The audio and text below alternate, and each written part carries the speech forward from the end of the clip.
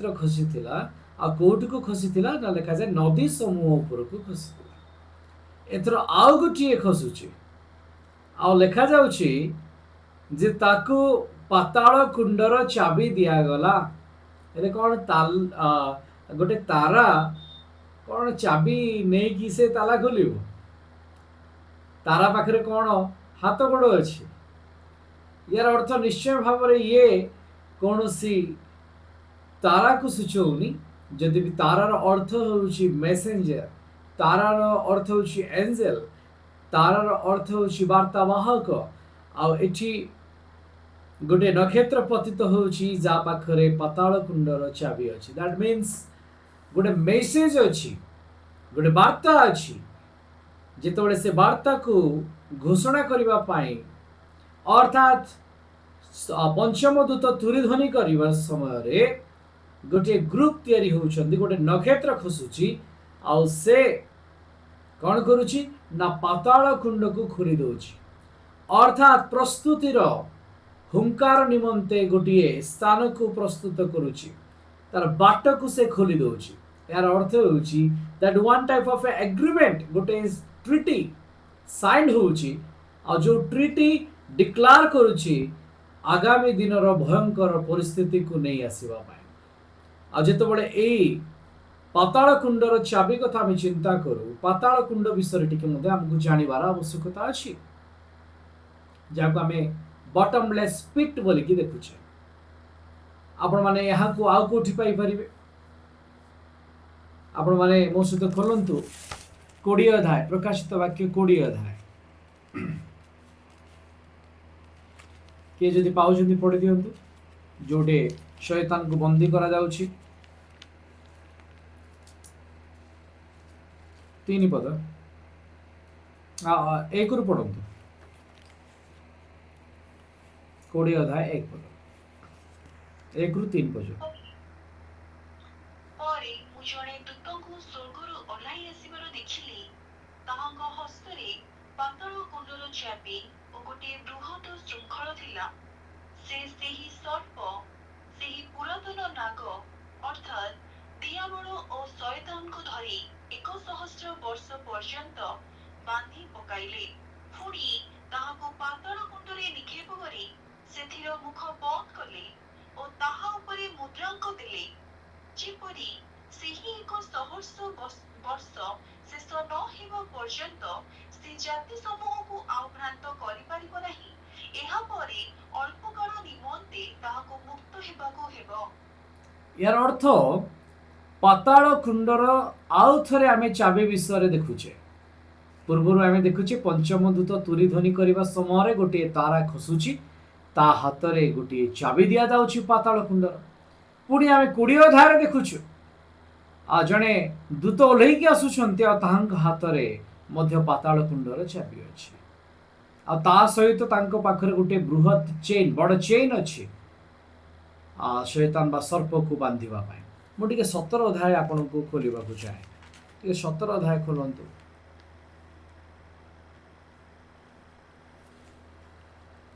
Okay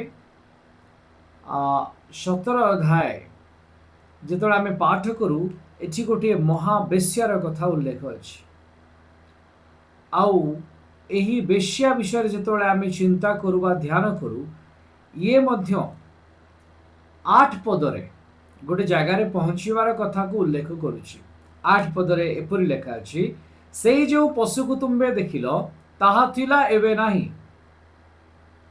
जेतोला आमे ई 17 धार context को लेकी पढ़िबा पाठ करिबा से गोटे पशु ऊपर बसिछि आ सेठी लेखा जाए से गोटे पशु ऊपर बसिछि से पशुर अनेक मस्तक केते मस्तक अछि जदि आमे तार ऊपर अंश को पाठ करिबा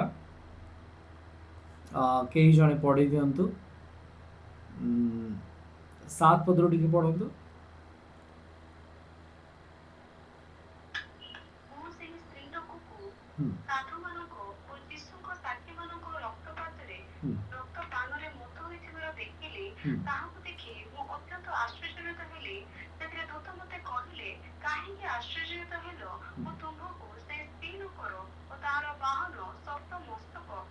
ଦଶ ଶୃଙ୍ଗ ବିଶିଷ୍ଟ ଯେଉଁ ସାତଟି ମୁଣ୍ଡ ଆଉ 10ଟି ଶୃଙ୍ଗ ସେ ଦେଖିଲେ। ତାର ନିଗୁଡ ଅର୍ଥ ସେ ବୁଝଉଛନ୍ତି। ତାପରେ 8 ପଦ। ସେହି ଯେଉଁ ପଶୁକୁ ତୁମେ ଦେଖିଲ ତାହା ଥିଲା ଏବେ ନାହିଁ, ପୁଣି ତାହା ପାତାଳ କୁଣ୍ଡରୁ ଉଠି ବିନାଶ ପାଇବ। ସେଥିରେ ପୃଥିବୀ ନିବାସୀ ଯେତେ ଲୋକଙ୍କ ନାମ ଜଗତର ପତନାବଧି ଜୀବନ ପୁସ୍ତକରେ ଲିଖିତ ହୋଇନାହିଁ, ସେମାନେ ଯେତେବେଳେ ସେହି ପଶୁକୁ ଦେଖିବେ ଯେ ତାହା ଥିଲା ଏବେ ନାହିଁ ଓ ପରେ ଆସିବ, ସେତେବେଳେ ସେମାନେ ଆଶ୍ଚର୍ଯ୍ୟାନ୍ୱିତ ହେବେ। ଏଠି ଲେଖାଯାଏ ଯେଉଁ ପଶୁକୁ ତୁମେ ଦେଖିଲ ତାହା ଥିଲା ଏବେ ନାହିଁ, ଅର୍ଥାତ୍ ଯେଉଁ ଯେତେବେଳେ ଦେଖୁଛନ୍ତି, ଯେଉଁ ସାମ୍ରାଜ୍ୟ ସମୟରେ ଦେଖୁଛନ୍ତି, ସେଇ ସମୟରେ ସେଇ ପଶୁ ନାହିଁ।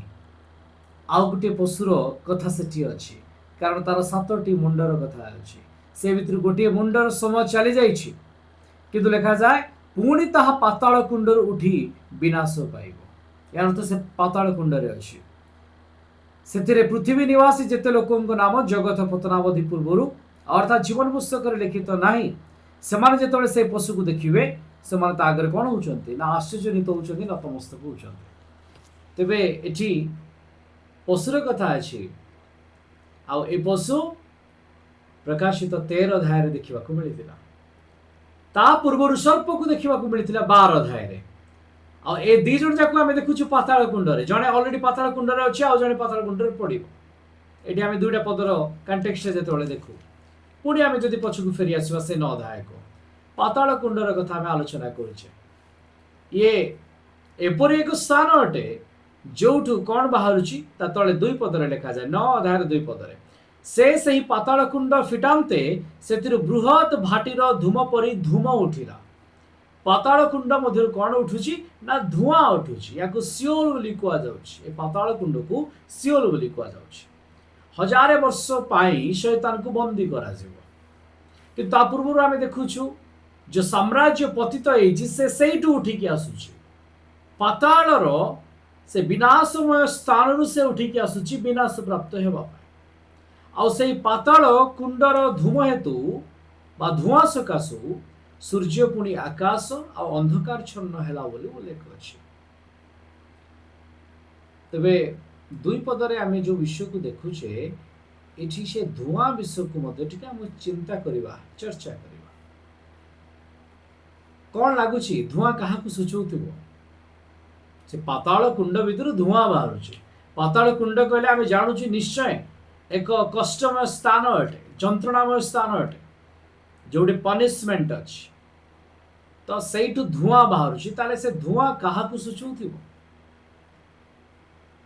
କିଏ କହିବେ?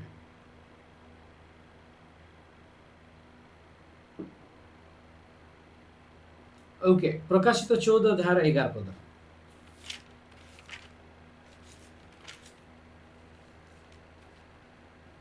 ଏପରି ଲୋକମାନଙ୍କ ଯନ୍ତ୍ରଣାର ଧୂମ ଯୁଗେ ଯୁଗେ ଉଠୁଥିବ, ଯେଉଁମାନେ ପଶୁ ଓ ତାହାର ପ୍ରତିମାକୁ ପ୍ରଣାମ କରନ୍ତି, ପୁଣି ତାହାର ନାମର ଚିହ୍ନ ଗ୍ରହଣ କରନ୍ତି, ସେମାନଙ୍କର ଦିବାରାତ୍ର ବିଶ୍ରାମ ନାହିଁ।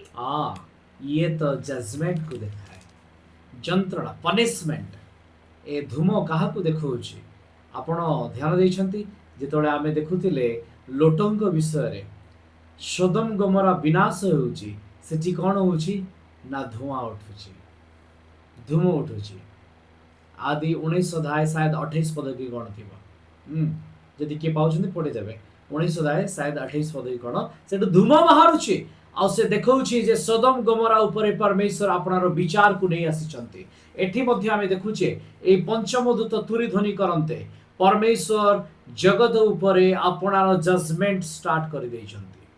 ଜଜମେଣ୍ଟ ଆରମ୍ଭ ହେଇଯାଇଛି।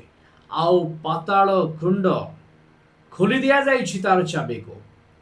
ଯେଉଁ କଷ୍ଟ, ଯେଉଁ ଯନ୍ତ୍ରଣା ପରମେଶ୍ୱର ରଖିଥିଲେ, ସେଠୁ ତାହା ବାହାରିବାକୁ ଲାଗିଛି।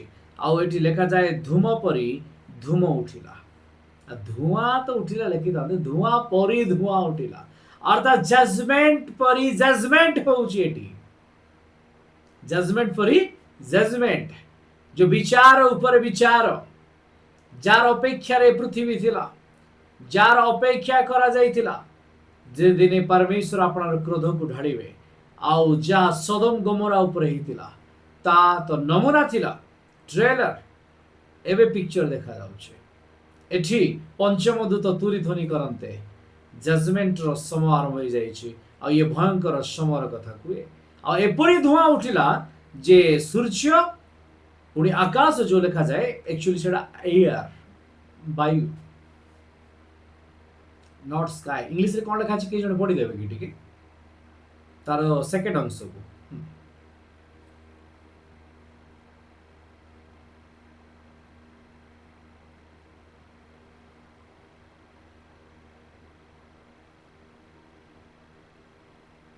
यस ଟିକେ କ୍ୱିକ୍ କରିବ।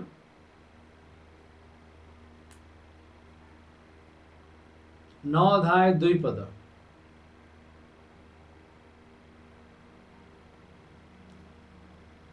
Revelation chapter 9 verse 2।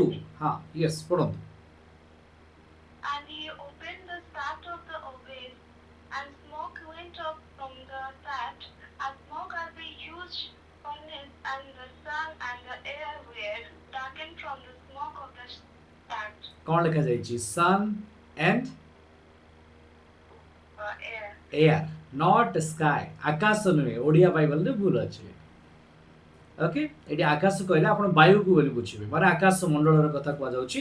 ବାୟୁର ଲେୟାର ଉପରେ ଗୋଟେ ଅନ୍ଧକାର ମାଡ଼ି ଆସୁଛି। ମୁଁ ତାର ଆତ୍ମିକ ଅର୍ଥ କହିବି, କିନ୍ତୁ ଯେତେବେଳେ ଆମେ ଆକ୍ଷରିକ ଭାବରେ ପଢୁଛେ ଗୋଟିଏ ତାରା ଖସୁଛି ଆଉ ସେଇ ତାରାର ହାତରେ ଗୋଟିଏ ଚାବି ଦିଆଯାଉଛି ପାତାଳ କୁଣ୍ଡର, ଅର୍ଥାତ୍ ସେ ଖସିବା କ୍ଷଣି ପାତାଳ କୁଣ୍ଡ ଖୋଲୁଛି ଆଉ ଖୋଲିବା ପରେ ଧୂଆଁ ବାହାରୁଛି। ଧୂଆଁ ବାହାରିବା ପରେ ସୂର୍ଯ୍ୟ ଆଉ ଏ ବାୟୁମଣ୍ଡଳ କ'ଣ ହେଉଛି ନା ଅନ୍ଧକାରମୟ ହେଇଯାଉଛି। ଆମେ ଆଉ ଟିକେ ଆଗକୁ ବଢ଼ିବା। ଆମେ ଆକ୍ଷରିକ ଭାବରେ ପଢୁଛେ, ତାପରେ ଆମେ ଆତ୍ମିକ ଭାବରେ ତାର ନିଗୁଡ଼ ଅର୍ଥକୁ ବୁଝିବା ପାଇଁ ପ୍ରୟାସ କରିବା। 3 ପଦରେ ଲେଖାଯାଏ ଯେତେବେଳେ ଧୂମ ମଧ୍ୟରୁ ପଙ୍ଗପାଳ ବାହାର ହୋଇ, ଅର୍ଥାତ୍ ସେ ପାତାଳ କୁଣ୍ଡ ମଧ୍ୟରୁ ଧୂଆଁ ବାହାରିଲା, ସେ ଧୂଆଁ ଭିତରୁ ପଙ୍ଗପାଳ ବାହାରୁଛନ୍ତି। ଲକୁଷ୍ଟ ବୋଲି କୁହାଯାଏ।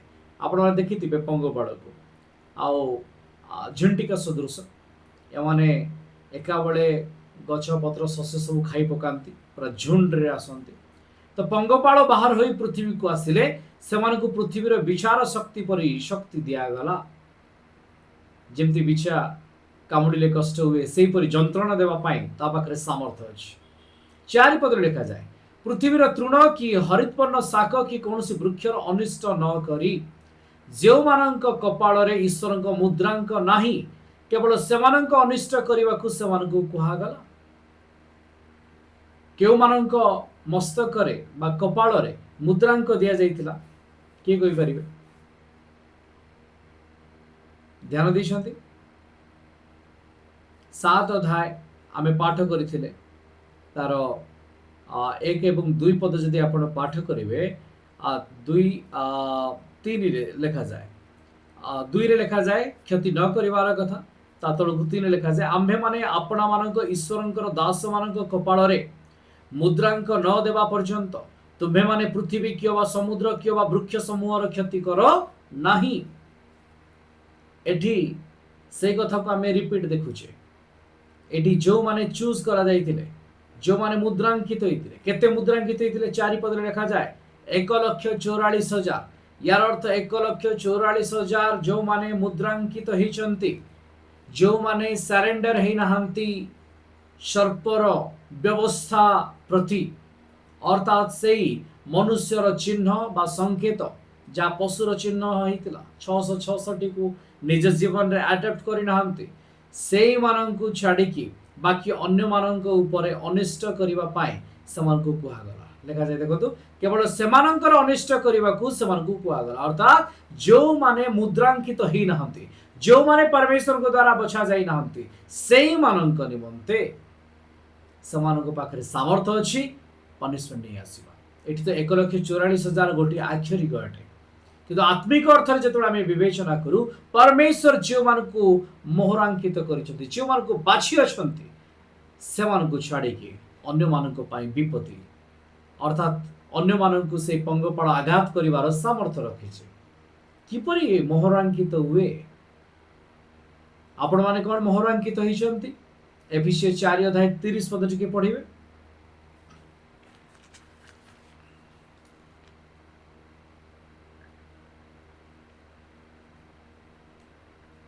ଆଉ ଈଶ୍ୱରଙ୍କୁ ଛୁଇଁ ଆଉ ଈଶ୍ୱରଙ୍କ ଯେ ପବିତ୍ର ଆତ୍ମାଙ୍କ ଦ୍ୱାରା ତୁମେମାନେ ମୁକ୍ତି ଦିବସ ନିମନ୍ତେ ମୁଦ୍ରାଙ୍କିତ ହୋଇଅଛ ତାହାଙ୍କୁ ଦୁଃଖ ଦିଅ ନାହିଁ।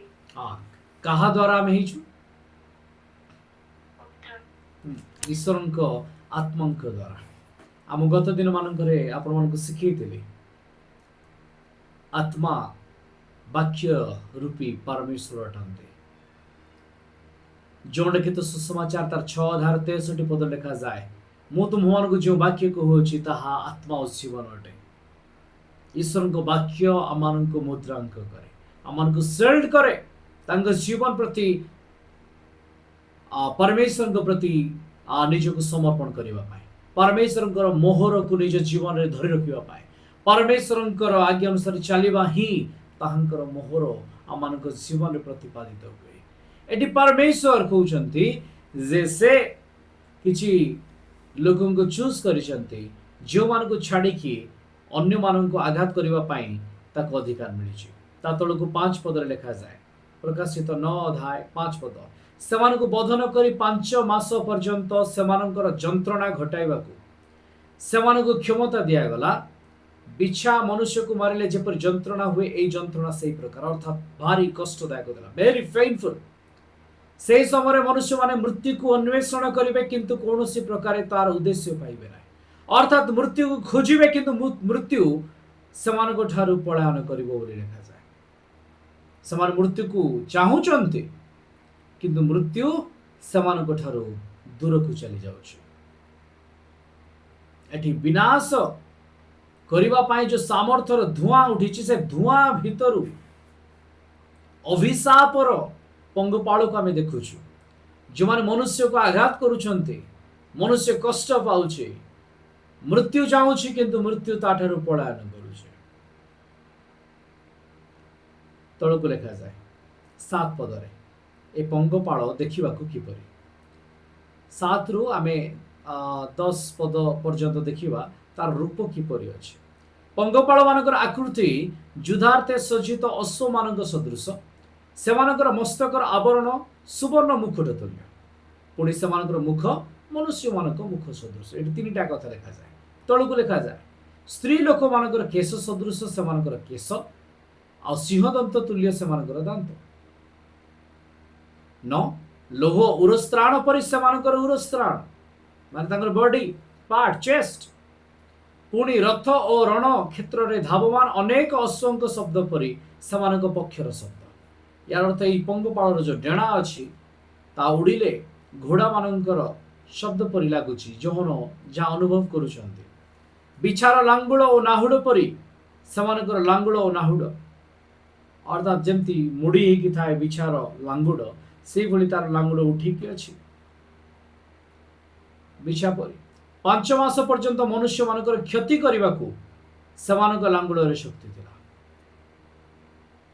ତେବେ ଇଏ କ'ଣ ଅଟେ? କି ଭଳିଆ ଇଏ ପଙ୍ଗପାଳ ଅଟେ? କେମିତି ଏ ଧୂଆଁ ଭିତରୁ ଉଠି ଆସିଛି? ଆଉ ଇଏ କ'ଣ କରିବାକୁ ଚାହେଁ? ଟିକେ ଆମେ ତାର ଆତ୍ମିକ ଅର୍ଥକୁ ବୁଝିବା। ପ୍ରଥମେ ପଙ୍ଗପାଳର ଯେଉଁ ଚିତ୍ର ଅଛି ତାକୁ ଟିକେ ଆମେ ଚିନ୍ତା କରିବା। କ'ଣ ଆପଣମାନେ ଏମିତି ଏକା ପଙ୍ଗପାଳ ଦେଖିଛନ୍ତି ଯେମିତି ଯୋହନ ଦେଖୁଛନ୍ତି? ଇଏ ତ ଗୋଟିଏ ମେଟାଫୋରିକ୍ ଲାଙ୍ଗୁଏଜରେ ଲେଖାଯାଇଛି। ପଙ୍ଗପାଳ ମାନଙ୍କର ଆକୃତି ଯୁଦ୍ଧାର୍ଥେ ସଜ୍ଜିତ ଅଶ୍ୱମାନଙ୍କର ସଦୃଶ, ଅର୍ଥାତ୍ ଲଢ଼େଇ କରିବା ପାଇଁ ଏମାନେ ପ୍ରସ୍ତୁତ ଥିବା ପଙ୍ଗପାଳ ଅଟନ୍ତି। ସେମାନଙ୍କ ମସ୍ତକର ଆବରଣ ସୁବର୍ଣ୍ଣ ମୁକୁଟ ତୁଲ୍ୟ।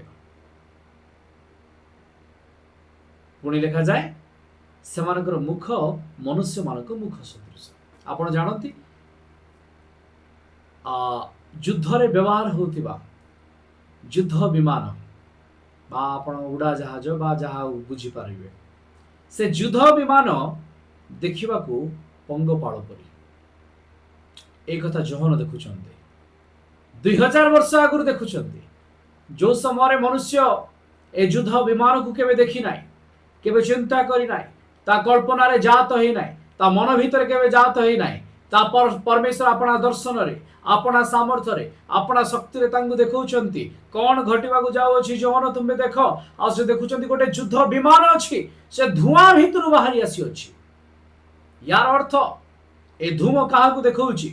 ଏ ଧୂମ ଦେଖାଉଛି ବିଭିନ୍ନ ଦେଶ ଗୁଡ଼ିକ जो माने युद्ध निमंते प्रस्तुत होउछन्ति, जो माने जगत ऊपर विपत्ति को नहीं आसीबे, से मानकर धूम अर्थात जंत्रणा को देखाए।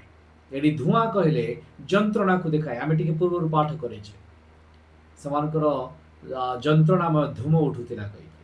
तो धूम का सूचाए जंत्रणा को, अर्थात जगतर विभिन्न देश परस्पर भितरे जिते पेन को नौचंती, कष्ट को निज जीवन नौचंती, से माने उठिबा को लागुछंती, से माने विषाक्त हेबा को लागुछंती, आ से मानकर पॉइजन गैस जा अंतर भितरे ज्वाला अछि ताहा नहीं आसुची युद्ध को बा लड़ाई को।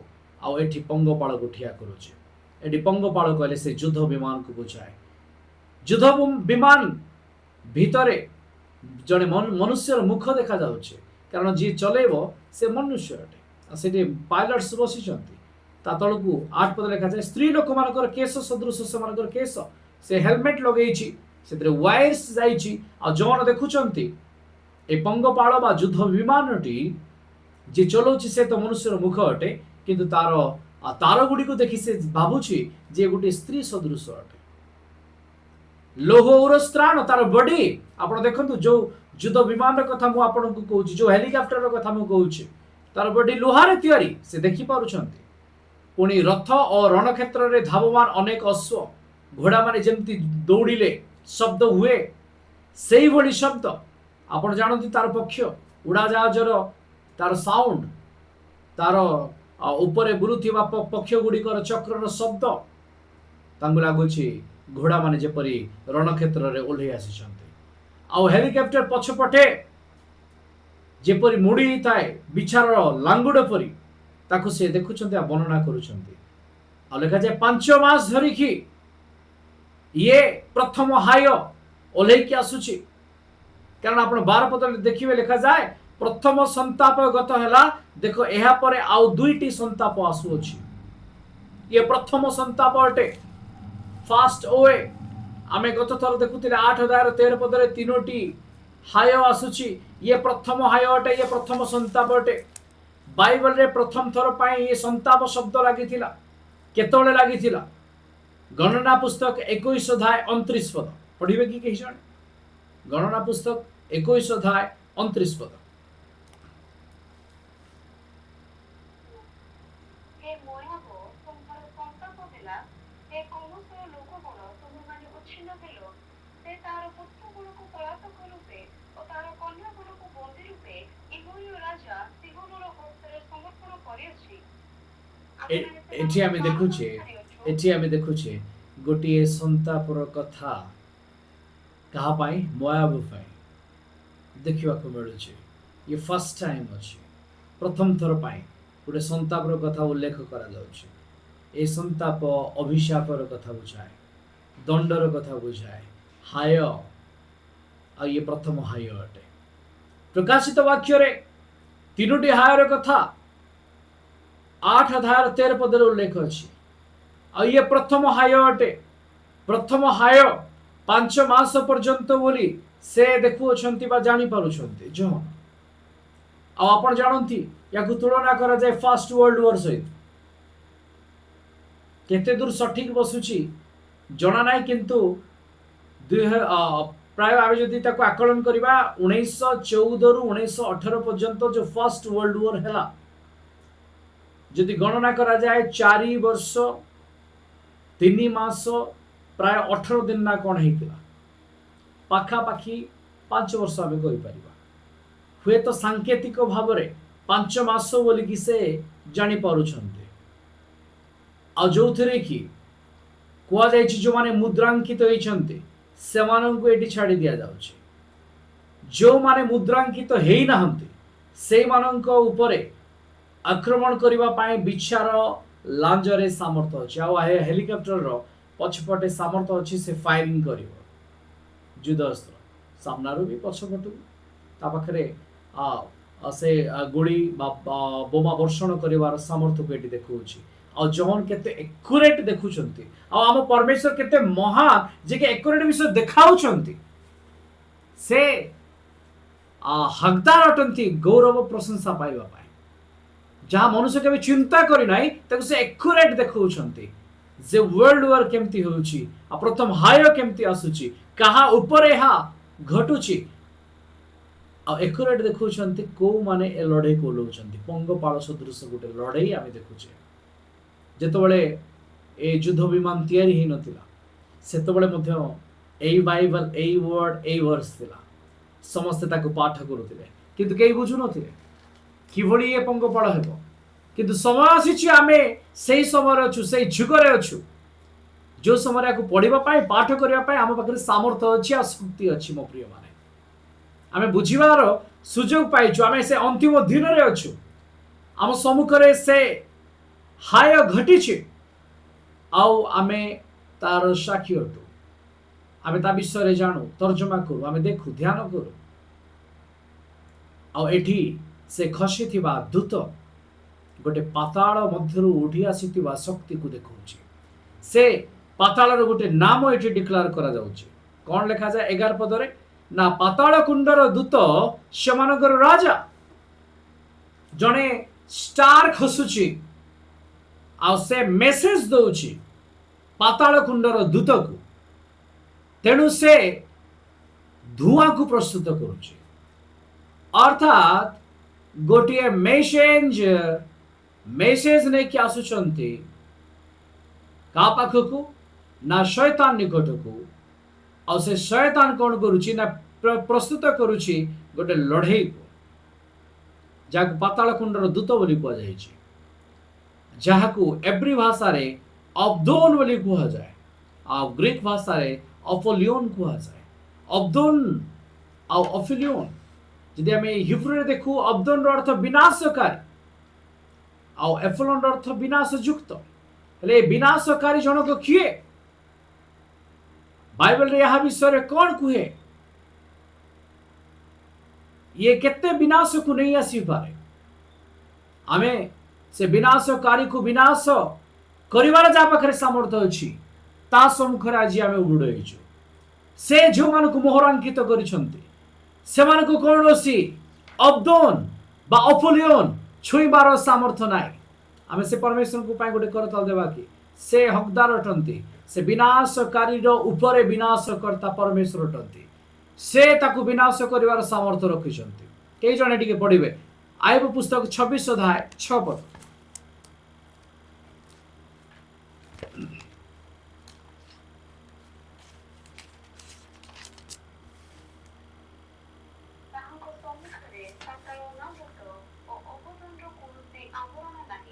मो परमेश्वर को सामने विनाशकारी जे पाताल भीतर लुचिकी अछि जार नाम अब्दोन अटे से पाताल दूत जे राजा से ओपन अटे मो परमेश्वर को सम्मुख से लुचि पारिबो नाही परमेश्वर देखौछन्ती आपनार सामर्थ्य को देखंतु मो परमेश्वर को अब्दोन तांको सामने रे लुचिकी रही पारिबो नाही रे मृत्यु काई तोर नाहुड काई तोर बल ख्रीष्ट मृत्यु को जय करियछंती से मृत्युंजय अटंती से वर्ष रे देखौछंती आयब लिखुछंती मो परमेश्वर मुक्ति करता अटंती उद्धार करता अटंती विनाशकारी को विनाश करिवार सामर्थ्य तांको पाखरे अछि से ताको खोली की रखि देई परंती 31 अध्याय 12 पद देखंतु आयब 31 अध्याय 12 पद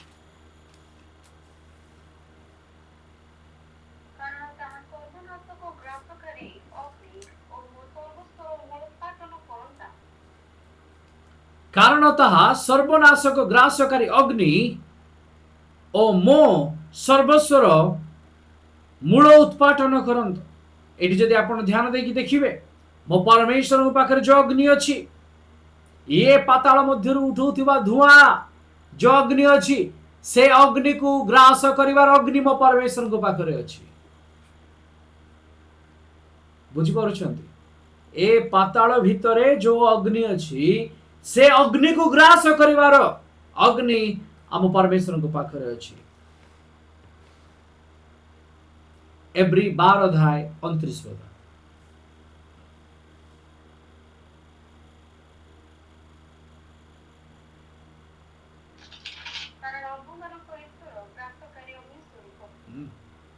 आम परमेश्वर ग्रासकारी अग्नि अटंती ଏଠି ଆମେ ଦେଖୁଛୁ ସେ ଗ୍ରାସ କରିବା ପାଇଁ ପଙ୍ଗପାଳ ମାନଙ୍କୁ ପଠେଇଛି, କିନ୍ତୁ ତା ଉପରେ ଗ୍ରାସକାରୀ ଅଗ୍ନି ଆମ ପରମେଶ୍ୱରଙ୍କର ଅଛି। ସୋ ମୋ ପରମେଶ୍ୱର ଯାହାର ସପକ୍ଷ, କିଏ ତାର ବିପକ୍ଷ?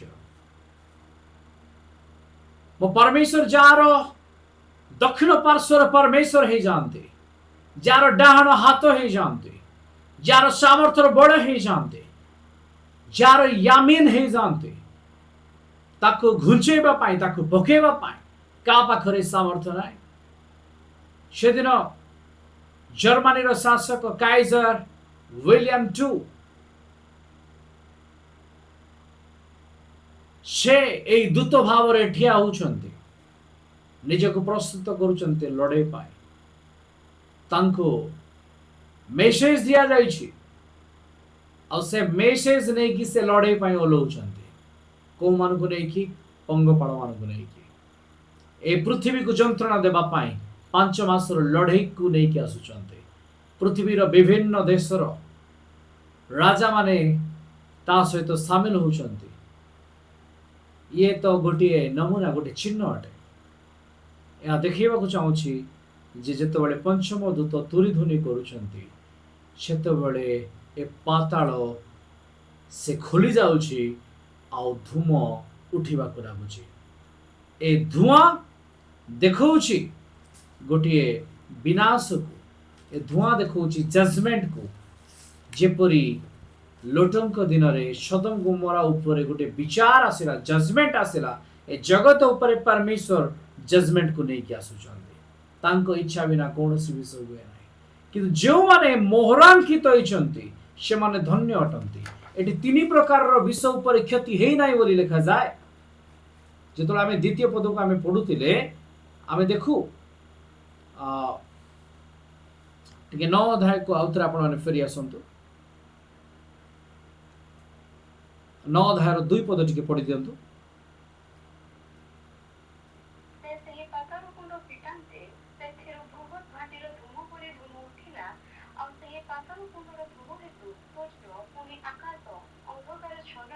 ଏଠି ସୂର୍ଯ୍ୟ ଆଉ ବାୟୁମଣ୍ଡଳ ଯେତେବେଳେ ଅନ୍ଧକାରଚ୍ଛନ୍ନ ହେଇଯାଉଛି, ସେତେବେଳେ 4 ଅଧ୍ୟାୟ ଲେଖାଯାଏ, ହରିତବର୍ଣ୍ଣ ଶାକ କି ବୃକ୍ଷ ଆଉ ଯେଉଁମାନେ ପରମେଶ୍ୱରଙ୍କ ମୋହରରେ ମୋହରାଙ୍କିତ, ସେମାନଙ୍କ ପାଇଁ କୌଣସି ଦଣ୍ଡାଜ୍ଞା ନଥିଲା।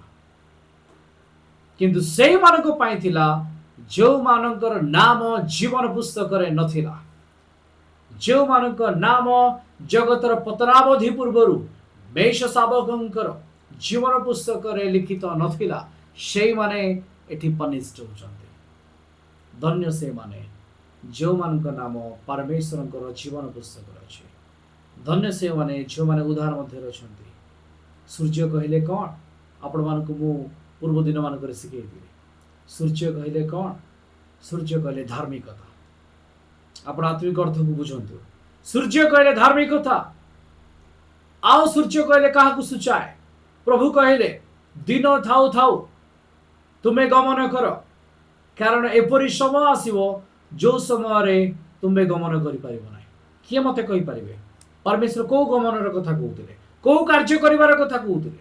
କୋଉ ଡିଡର କଥା ସେଠି କୁହାଯାଇଛି?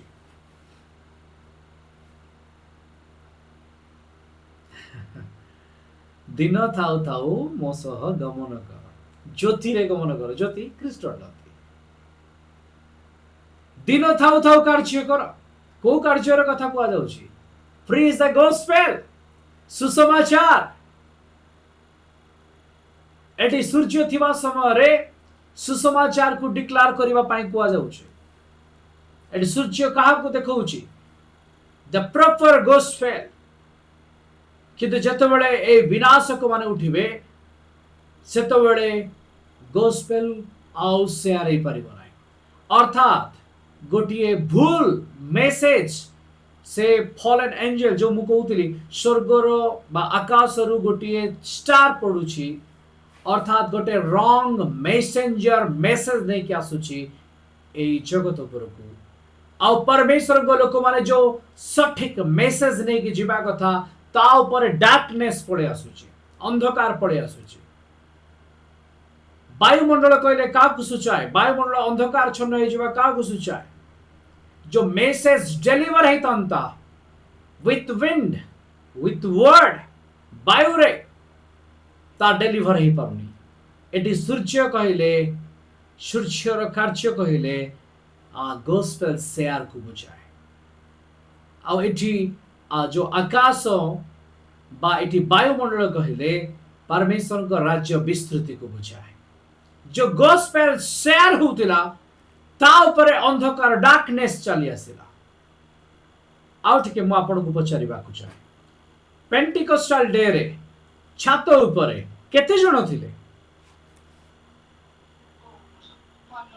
120 बाप्टाइज केते जण हेले 3000 तापर केते जण पुरुष माने प्रभु सहित थिले बोल लेखा जाए केते जण और डुबो नै छंती और केते जण शामिल हे छंती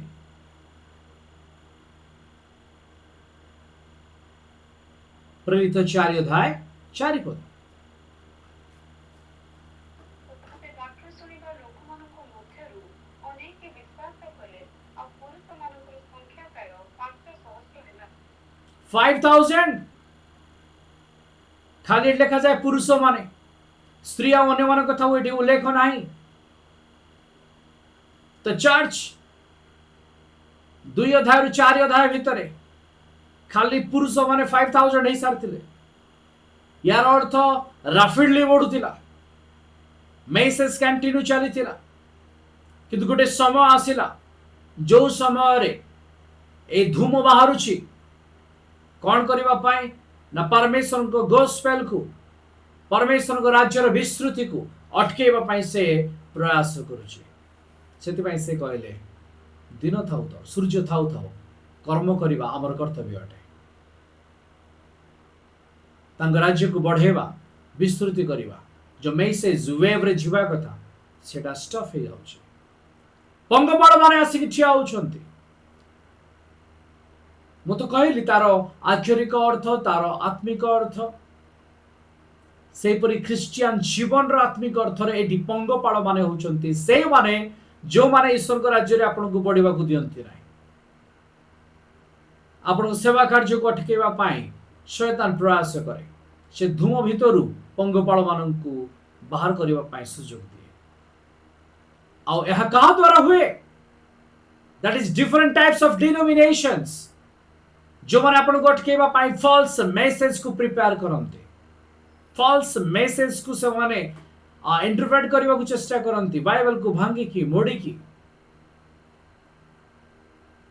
सो मो प्रिय माने जेतोला आपन को पाखरे सत्य मैसेज अछि ट्रू मैसेज अछि आपन को डिलीवर करिवार अछि कारण समय आसुछि गोटे सुयोग दिया जीवो पातळ चाबी को खोलिबा पाए अर्थात से रॉन्ग मैसेज अब्दोन को नहीं किया आसीबो विनाशकारी को नहीं किया आसीबो आपन को जीवन को विनाश करिबा पाए से प्रयास करिबो किंतु मो परमेश्वर तार ऊर्ध्वर अटंती आइबो 28 अध्याय 22 पद टिके पढिबे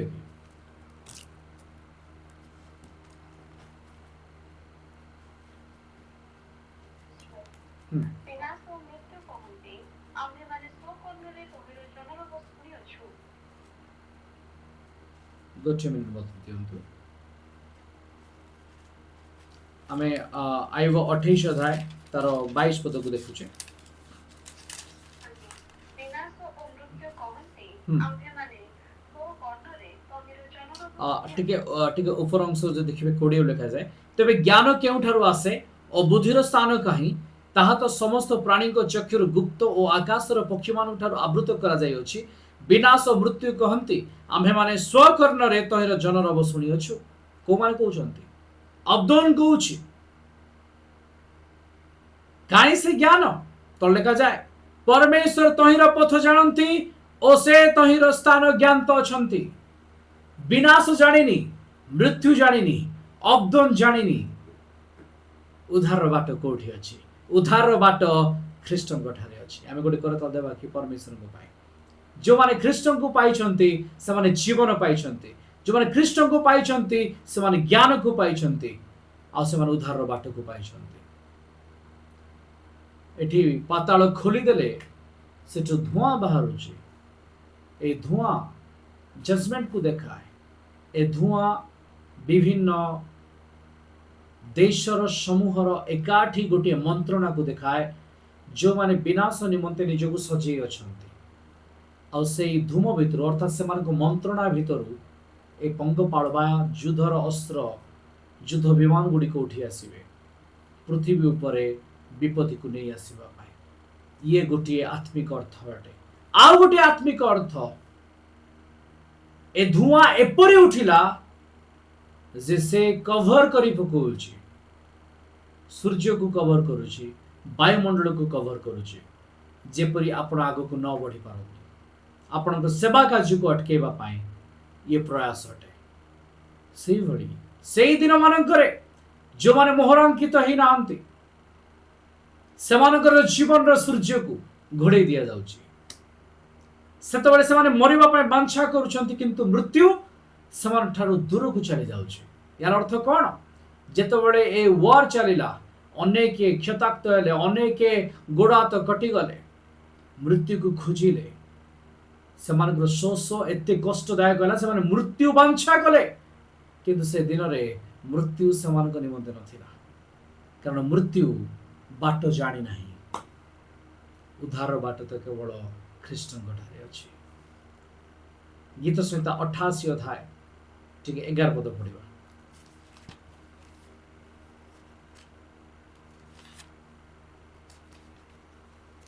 ଅପରରେ ତୁମର ସ୍ନେହପୂର୍ଣ୍ଣ କରୁଣା ଓ ବିନାଶ ସ୍ଥାନରେ ତୁମର ବିଶ୍ୱସ୍ତତା ପ୍ରଚଳିତ ହେବ। ଅନ୍ଧକାରରେ ତୁମର ଆଶ୍ଚର୍ଯ୍ୟ କ୍ରିୟା ଓ ବିସ୍ତୃତି ଦେଶରେ ତୁମର ଧର୍ମକୁ ଜଣାଯିବ। ମାତ୍ର ହେ ସଦାପ୍ରଭୁ ମୁଁ ତୁମ ନିକଟରେ କାକୁତି କରିଅଛି ଓ ପ୍ରଭାତରେ ମୋ ପ୍ରାର୍ଥନା ତୁମ ନିକଟରେ ଉପସ୍ଥିତ ହେବ।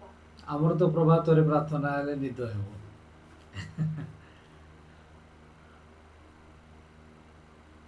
ଆଉ ଥରେ ମୁଁ ଟିକେ ରିପିଟ୍ କରିବାକୁ ଚାହୁଁଛି। ଯୋଉ ସାମ ଦେଖିଲେ ସେଠି ଏପରି ଲେଖା ଯାଏ कबरे तुमर स्नेहपूर्ण करुणा और विनाश स्थान रे अर्थात अब्दोन पाखरे कौन तुमर विश्वस्तता को प्रचार करा जिवो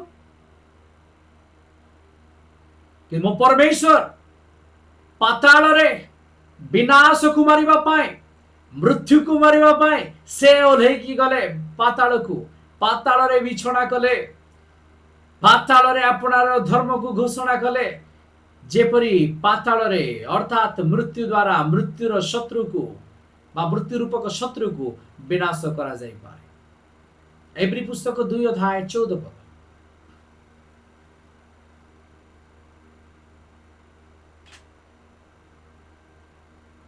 ଅତଏବ ସନ୍ତାନମାନେ ରକ୍ତମାଂସର ସହଭାଗୀ ହୋଇଥିବାରୁ ସେ ମଧ୍ୟ ନିଜେ ସେହିପରି ସେଥିରେ ସହଭାଗୀ ହେଲେ ଯେପରି ମୃତ୍ୟୁ ଦ୍ୱାରା ମୃତ୍ୟୁର ଅଧିକାରୀକୁ ଅର୍ଥାତ୍ ଶୟତାନକୁ ବିନାଶ କରନ୍ତି। ए विनाशक जो अछि से विनाशक को आम परमेश्वर ऑलरेडी विनाश करि सारिछन्ते।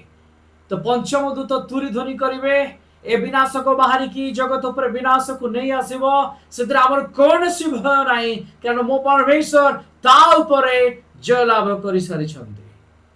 सो डोंट फियर एतिर भय करिवार किछि नाही।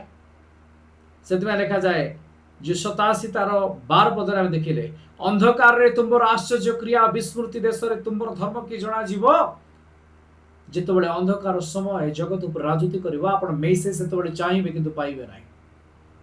एबे आपण को पाकर सुजोग अछि आपण ताकु ग्रहण कले नाही रिसीव कले नाही समय आसीबा आपण खोजिबे सेतबेले आपण पाखरे मेसेज नथिबो आपण पाखरे फॉल्स मेसेज थिबो आपण पाखरे जो माने प्रकृत रे ईश्वरଙ୍କର सेवक से माने नथिबे जो माने व्यवसायी अटंती से माने केवल झोला धरी की थिबे।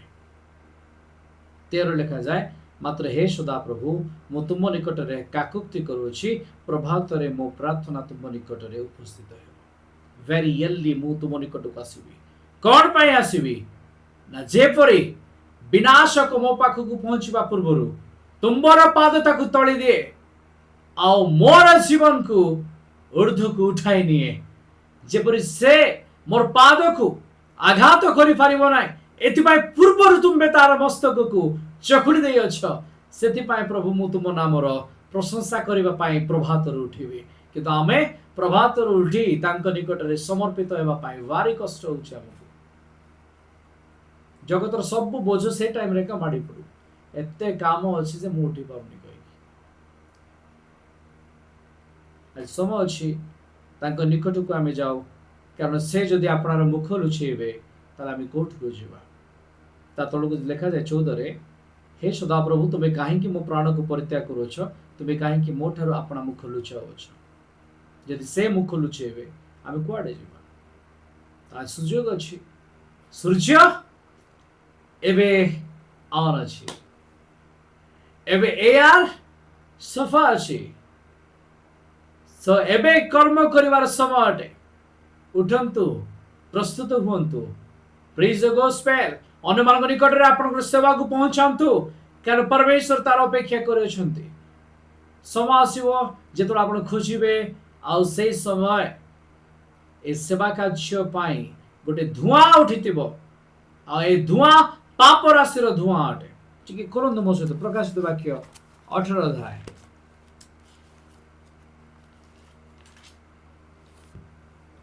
18 अध्याय 5 पद पढ़ंतु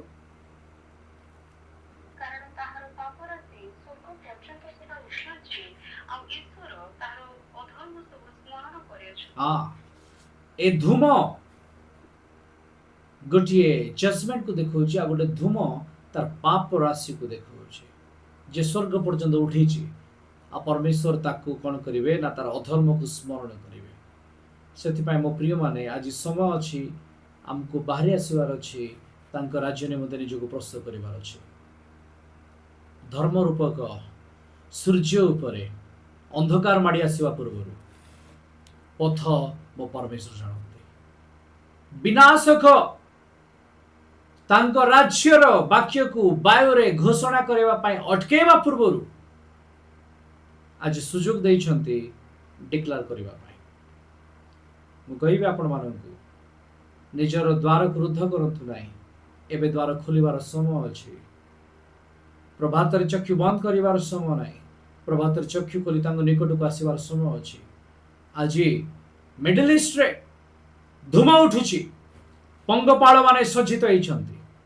गोटे ओए सरी जाइछि सेकंड ओए भी सरी जाइछि हम आगु देखिबा किंतु तार नमूना एबे भी चलिछि कारण थर्ड ओए आसीबा को जाउछि तृतीय संताप आसीबा को जाउछि तेबे प्रथम संताप रे विनाश को उठुछि से विनाश को मिडिल ईस्ट रे आपनर सामर्थ्य को देखौछि एबे तो धूम उठिबारे लागिराणी आपण माने एबे कोन निद्रा रछ